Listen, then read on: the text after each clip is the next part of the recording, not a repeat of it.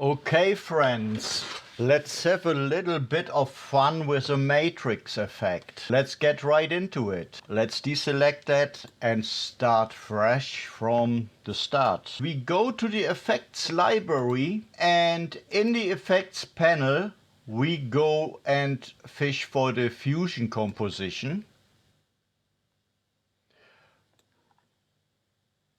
I put it right here and I make it a little bit longer. Once the fusion composition is on our timeline, we're going to right click and hit open in Fusion. In Fusion, you will see here our media out. Go and open our effects library now in Fusion. Then we go to templates, Fusion, particles, and here we go and fish for matrix. Connect the matrix to our media out, and here you see it's already playing when we hit the play button. With the matrix selected, we go to the inspector, and here we can play with the density and with the depth. What means that it makes it more 3D. It gives it a better 3D feel. So some things are further away, some lines of code are closer. I like it best this way. Don't go over the top. At any time you can change that.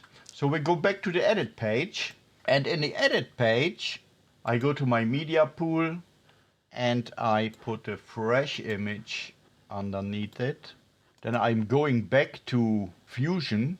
Right click our fusion composition, go back to the fusion page. Here I'm still in the effects library. I close the templates and go to tools. Click on blur. Make a bit more room between those two. Here I go to glow and drag it on that line until this line gets blue and yellow. That means that if I drop it now, it will automatically connect the two. And now you can see that we have a little bit of a blur in it, what makes it more interesting. Back to our edit page. We now see that it looks way cooler. What we do now is I'm going to click on the fusion composition, and in the inspector I change the composition mode to foreground. I drag the composition from video track 2 to 3, and what I want to do now is I want to put a text in between it. Title. Take a text plus, close the effects library, go for a very obvious text and make it a little bit bigger. And in the setting of that text, I'm going to the composite mode and choose alpha. When we now start here from the beginning, it builds up and it has a very nice effect.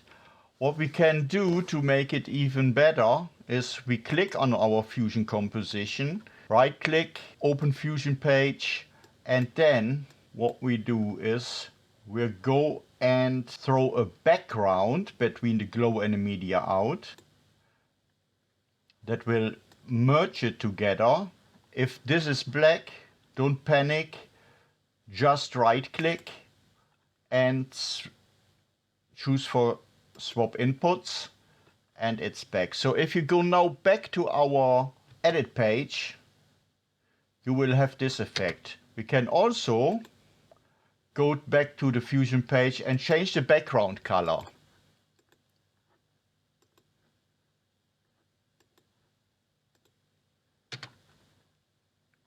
Okay, let's reverse that.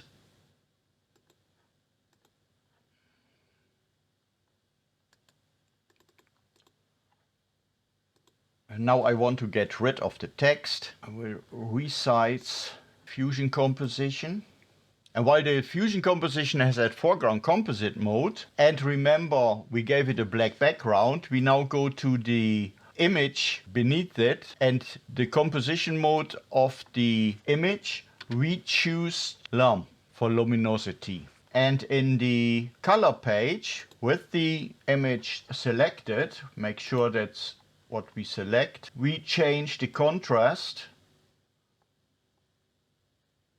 so that we pronounce more the lighter details of the image and give it a more three-dimensional character.